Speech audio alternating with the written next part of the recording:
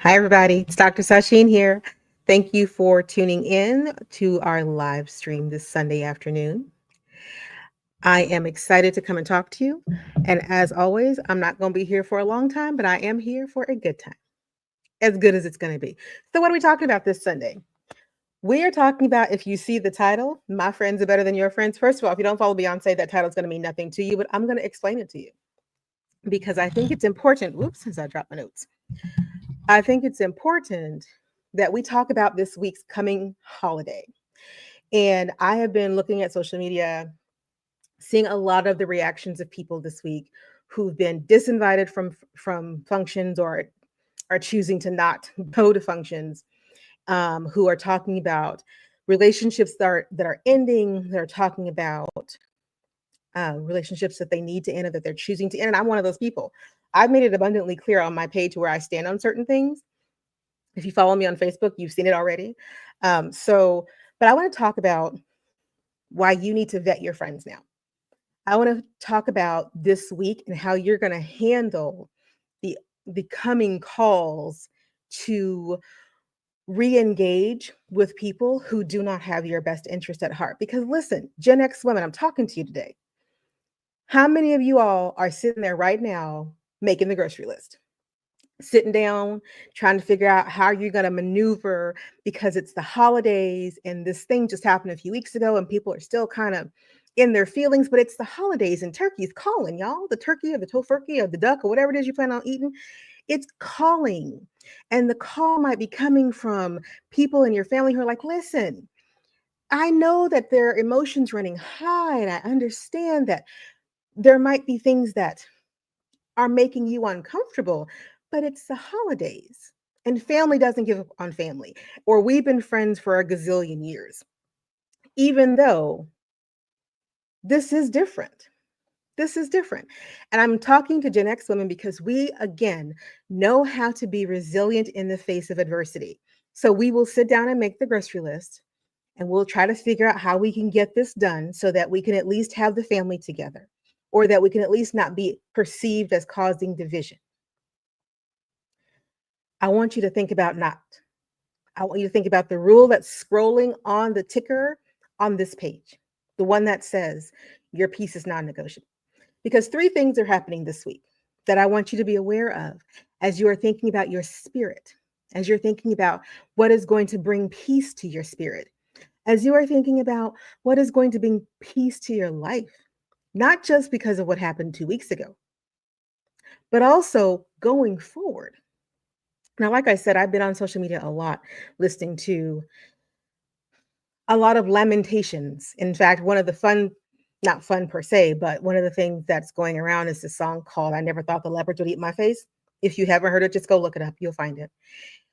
And the song is attached to videos of people who are regretting choices that they made, choices that are making them at odds with the people in their lives. I'm going to ask you to not engage. Okay. And here's why. Number one, the masks are slipping. How many of us have been wearing the mask for so long, believing in our heart of hearts and our soul of souls that at least our friends had our back, right? And we have felt like even if I have to keep going and wear the mask for society, my friends had my back. My family had my back. When the chips were down, I just know those people were going to be on my side, only to see the mask get ripped off. And you're left wondering, how did I not see that you were a leopard? How did I not see that you, in fact, did not have my back? And so, this past few days, especially, has been a lot of reckoning with people saying, the masks are off. The mask is gone, and I don't know what to do with that. That's the first thing. The second thing is that there is a sense of, from certain quarters, of, I've got my notes, so that's what I'm looking at. People want you to just not be upset because they can't be bothered with your upsetness. They want you to forgive the fact that they voted for leopards to eat the face. They want you to forgive them for not being the friend you thought they were. They want you to forgive them for not being the ally that they always pretended to be. And I need you to sit down with me at this table. I have a cup of tea here. If you need one, I'll brew you one too. But I need you to sit down with me as I say this from the bottom of my soul. That tagline, my friends are better than your friends, isn't a slam.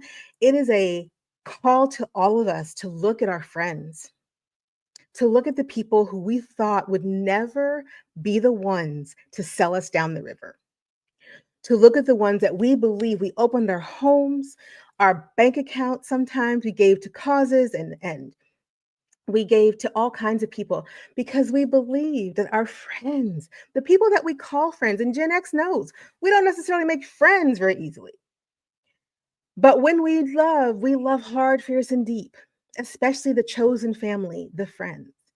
And to look around and realize that some of that love has been misplaced or, in worst case scenarios, used for the comfort it gave, but not appreciated, but for the person that it came from. So here we are, and we're talking about having to spend the holidays and being asked to spend the holidays with people who can't be bothered with our feelings. They don't want to talk about it anymore. It's been over a week. Aren't y'all okay yet? No, we're not okay. Not yet. May not be okay for a while. Which leads to the third point. All our allies are not on our side. All the allies are not on our side. I'm going to tell you a story. After I posted some things on my Facebook page, I got some DMs from people that I thought were friends saying things like, I can't believe that you would be upset over the ways of over an election. And I had to say, I can't believe that you can't believe that I would be upset. Do you not know me? Hello. Do you not know this person? Did you miss something? And that's when I realized that the way in which your allies may view your humanity may be vastly different than how you view their humanity. And when that mismatch happens, when that mismatch becomes apparent, you've got to ask yourself, oh, are we really friends? Or have we just been pretend friends as long as I didn't rock the boat for you because I needed you to rock the boat for me and you didn't show up? And now you're asking me to just not rock a boat anymore. So I'm going to ask you, as you're sitting there putting your grocery list together for Thanksgiving this week, trying to figure out how to maneuver the landmines of the people who are going to be reaching out, hoping that you won't realize that the mask has slipped, hoping that you can put your upsetness on the shelf, hoping and praying that you'll still consider them allies, even though they haven't said a word to indicate that they're actually on your side. They're hoping that their silence will be taken as, look, we're still in the same boat, but that's not really going to happen because they're not on your side. As you're sitting there trying to figure out how to split your time between households and friends this week, how you can maneuver the landmines of potential family engagements that you feel like you're supposed to keep because we don't talk about politics, religion, and sex at the family table anyway, so this will be fine. I'm going to invite you to do something a little bit different. Now, number one, the rule on the screen is the thing that we have to stick with. Your peace is non-negotiable. If spending time with any of those groups of people will raise your blood pressure, don't go. If sitting down to make that grocery list today or getting on the phone with family to figure out who's going to cook what and bring what to whom, excuse me, if trying to hammer out who's going to be responsible for the cranberry sauce and who's going to be responsible for the deviled eggs, it's got you to have to engage with people who, by their very existence, are saying, I need for you to not be upset about anything I've done to you lately because you don't need to rock the boat. Stay home. Stay home. If you are sitting here Sunday afternoon of the week of Thanksgiving in the United States, because this is the place where it's happening, it's nobody else's Thanksgiving here but ours, so I'm talking to us, and you have spent the past 40-something years, Gen X, 50-something years, and you have looked around and realized, I really am in this on my own. I really am an island. The silent generation, the missing generation, as they have called us for so long, really is going to be asked to continue to stay missing and be silent and pretend like nothing happened. If you are part of that generation and you're sitting there today with that pad of paper and this pen trying to figure out Thanksgiving, stay home. Stay home. If you're going to do Friendsgiving, ooh, let me hit us where it hurts, right? Because some of us had to leave our families of origin behind already because we already knew they weren't safe. But here comes Friendsgiving, right? Friends. These people are friends. If you know that at that Friendsgiving table are going to be relationships that have already been testing, probably tested your patience a few times, but you've agreed to disagree because your whole being was never on the line, right? It was like we can agree in in in theory and on certain big issues. But now we're talking about some very personal issues, the very humanity of people. And can you now sit at the same table with those people in your Friendsgiving group, recognizing that your humanity is not viewed the same? Who are your friends? Who are the allies that you looked to be safe places that turned out not to be safe right now? And so, I've done a couple of videos way back where I talked to the younger generations and I said, look to the Gen X women. We have lived to cross some bridges that we had to burn, especially familiar bridges that we had no choice. To stop some generational traumas, we had to burn some bridges. To stop some bad relationship action happening, we had to burn some bridges. So don't feel like you have to. Millennial women, Gen Z women, to stop some of the trauma, you don't have to go through it. Look to us. The Gen X women are leaving y'all signposts along the way. We are leaving breadcrumbs on how not to have to live through some stuff. Now imagine waking up Gen X today and realizing that the breadcrumbs that you left to help others not become part of a handmaid's tale, they didn't care. They didn't care. They followed your breadcrumbs, absolutely, and will be more than happy to take the lessons that you have lived and use them as wonderful talking points on social media, but at the same time, have no concept of the dehumanization that has occurred. So I'm asking you today, before you get into another, just a second here, before you get into another holiday where you're forced to wear a mask that has already slipped off to the side, y'all, and we ain't putting it back on. That's what's going to be so hard, is trying to put that mask back on in such a way that the world doesn't see that our face is already is no longer in the right place. Before you do that, I want to ask you to consider 4 areas of your life today, not tomorrow, not on Thanksgiving Day, whenever it is, this week, next week, whenever it is.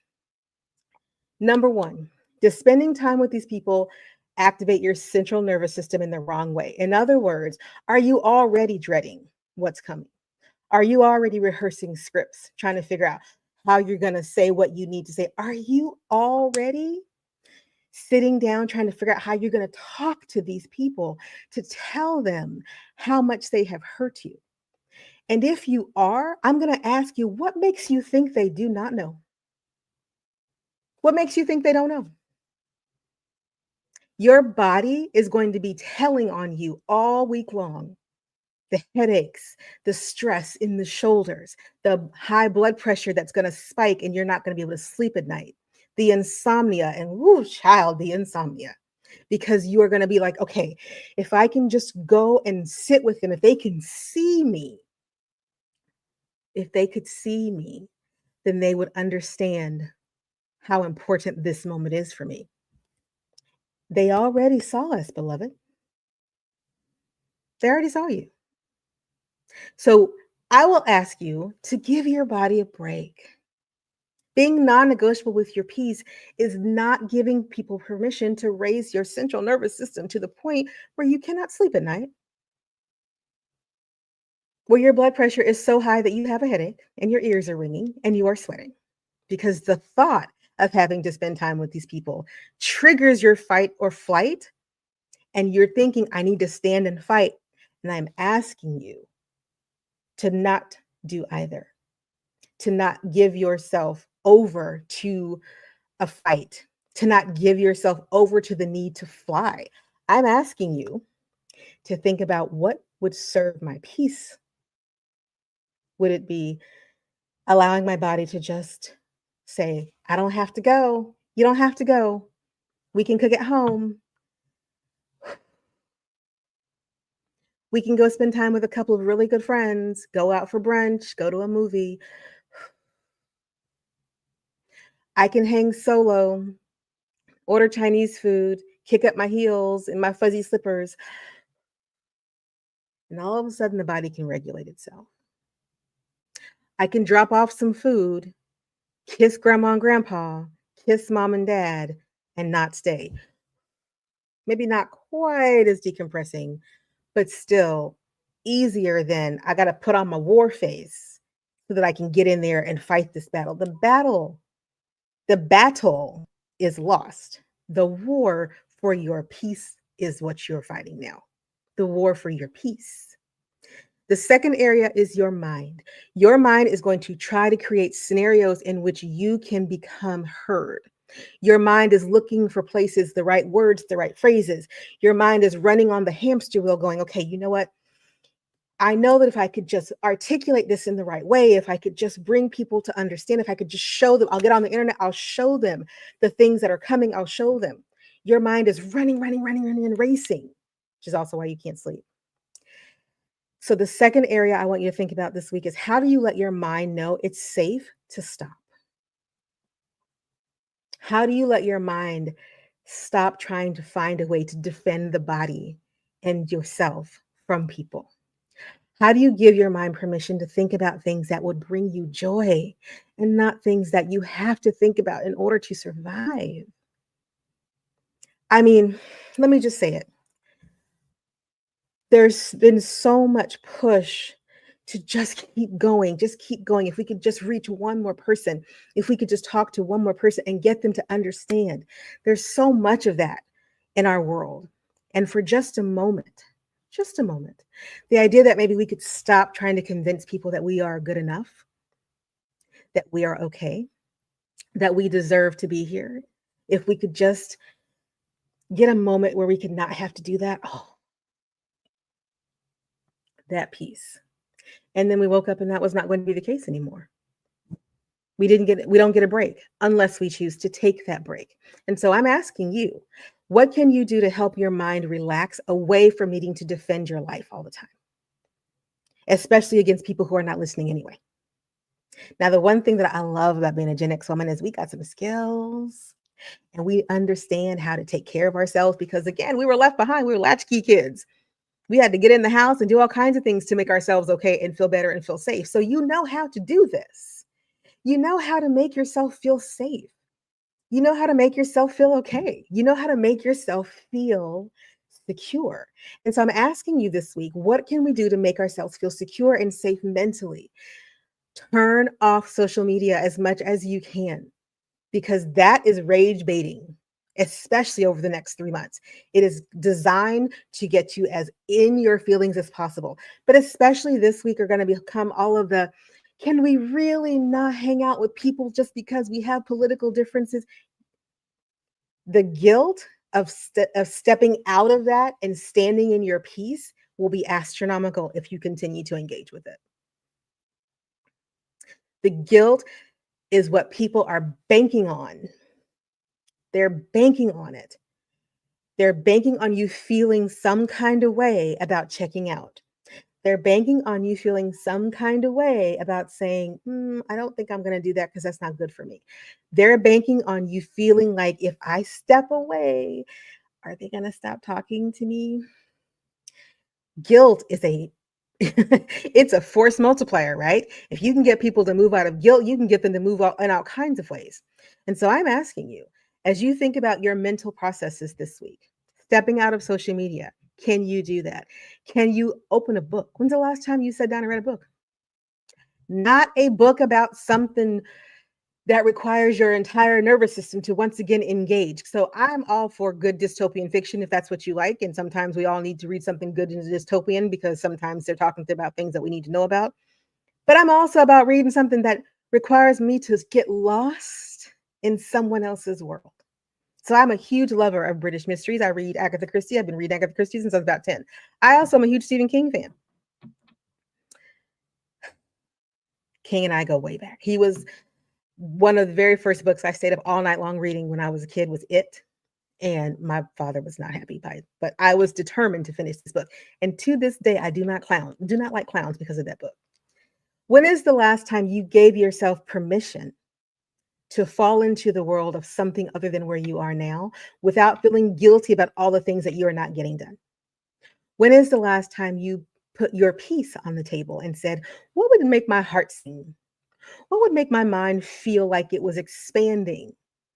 Maybe you want to listen to Star Talk with Neil deGrasse Tyson, one of my favorite shows on the internet, because I like learning about the universe.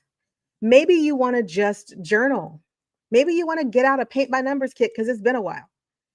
You want to engage your mind in something this week that doesn't allow the guilt to take hold, because I know how hard it can be to cut off people who have cut you off.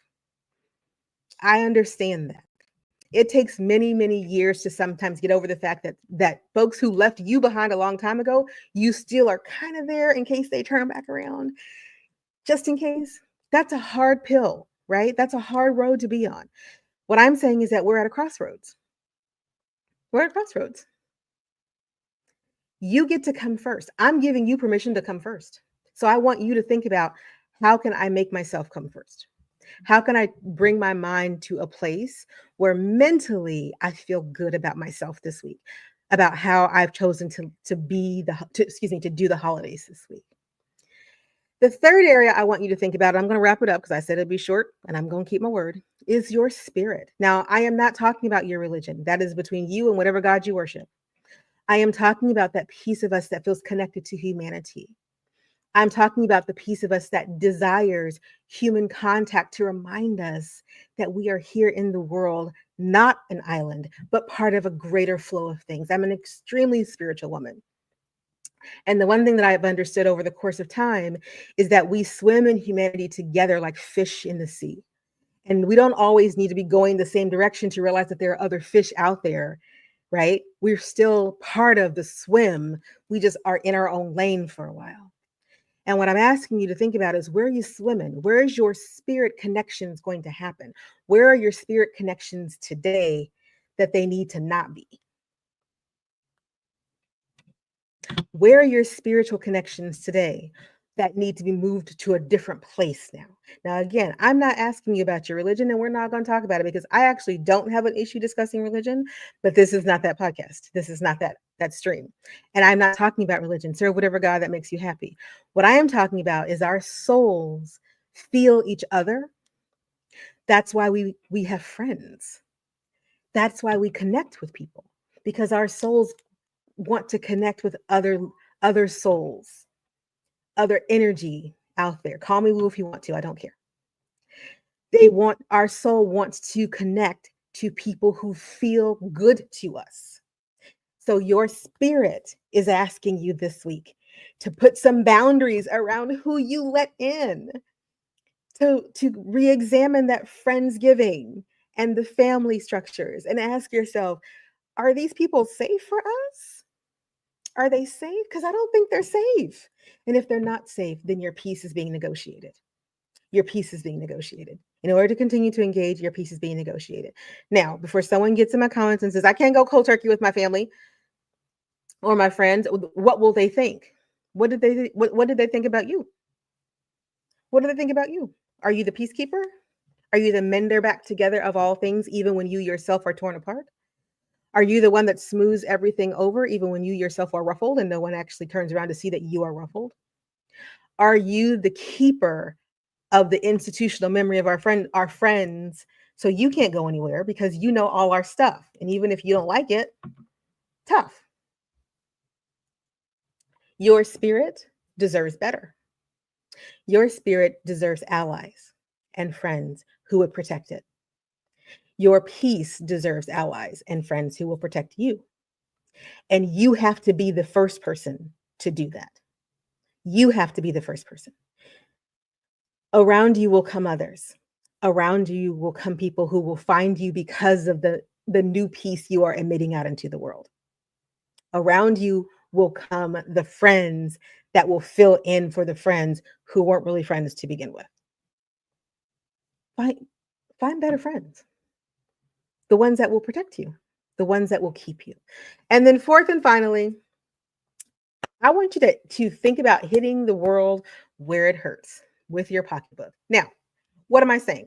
What I'm saying is, why are you going to go spend hundreds of dollars on a meal of people that you don't like? Why are you doing it? Why are you making grocery lists and finding pots and pans? And time is money. Time is money, and money is time. And if I'm talking about this friends and this family that I've already shown you by virtue of their actions that they do not care about you, why are you spending your resources to make them feel good about themselves? Because that's what's happening. You are going to spend your resources to make people feel good about what they have done to you instead of spending your resources to protect you. That stops. Listen, take that couple $100, get yourself a beautiful hotel room for the night that overlooks the city. Have a glass of champagne. Watch an old movie in a hotel room where somebody else can come and change the sheets the next day. Get out of town. Decide that you want to take a train ride and spend Thanksgiving or whatever strolling through the countryside of some place. Cater in a meal for yourself. Contact a caterer that's great in your area. Ask them about a meal for one or two or three of your really good and close people and have it catered in. Use your resources to protect your peace. Do not use your resources to uplift and support people who do not uplift and support you. And again, I'm talking so straight at women. Come on now, come on, ladies. Because over the next 2 months, people will be expecting the big gifts still again this year. They're going to be expecting the all-out meals this year. They're not going to expect to be anything different than what you have done before, even as they have smacked you in the face and said, you are not as important as everything else over here. So women, Black women, and other women, I want you to, before you spend $500, $600, $2,000, $3,000 on folks who have made it abundantly clear they're not interested in your feelings, put the mask back on and make us feel good. Spend that money on yourself. Spend it on yourself. Buy that purse you've always wanted for yourself. Take that trip you've been dreaming about for yourself. Become selfish. Become selfish, because the one thing that Gen X never has the luxury of being is selfish, because everyone always depends on us just to keep going. No more. We're not doing that. We're getting selfish. We're getting clear about our peace. We're not negotiating it away. We're protecting our bodies, our minds, our spirits, and our resources. We're building community and connections with each other. We're finding each other now and figuring out who the allies really are, who the safe spaces really are. And we're looking in the mirror, right? And saying, I need to be a safe space for me first. First and foremost, I need to be a safe space for me. And as long as I hold myself in this high regard, then I can vet other people's intentions towards me much more clearly. Because if you wouldn't do it to you, but somebody else would, they're not your friend. They're not your friend. Don't ever let anybody else treat you how you would not treat yourself. All right, I've been here for a long time, and I promised it was going to be a good time, and I hope that it was. Thank you so much for tuning in. I greatly appreciate it. For everyone who was live and caught the live, please drop a comment, say hello. I love to interact. I'm trying to talk to as many people I can in the comments.